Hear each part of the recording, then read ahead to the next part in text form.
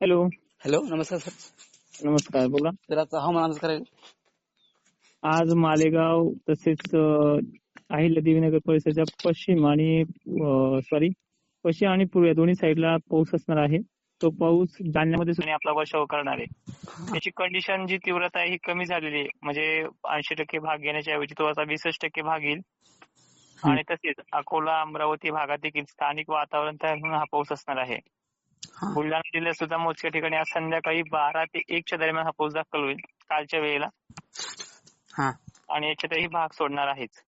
त्याचबरोबर धुळे, जळगाव भागातही मोजक्या ठिकाणी पाऊस असणार आहे. पावसाची भाग घेण्याची जी कंडिशन आहे धुळे जिल्ह्याची ती 25-30% आणि धुळे जिल्ह्याच्या बरोबरच जळगावची पण कंडिशन त्याच पद्धतीने असणार आहे. छत्रपती संभाजीनगर काय म्हणले? वार राहील का म्हणलं? वारं नाही राहणार, कारण की आता मोसमी वारे सध्या सुरू आहेत महाराष्ट्रामध्ये. त्यामुळे गरमीची लेवल सुद्धा पूर्णपणे बंद झालेली आहे. त्यामुळे वारं, काहुरी या गोष्टी आता थोड्या संपुष्टात आलेल्या आहेत. आणि नगर जिल्हा, बीड जिल्ह्याच्या उत्तरेकडील भागामध्ये पाऊस असणार आहे, गेवराई शहागड पट्ट्यामध्ये. त्याचबरोबर संध्याकाळच्या वेळेला लातूरमध्ये मोजक्या ठिकाणी, नांदेडमध्ये काही ठिकाणी, हिंगोली, वाशिम मध्ये सुद्धा काही ठिकाणी पाऊस असणार आहे. चालेल, ठेवू का? ठीक आहे.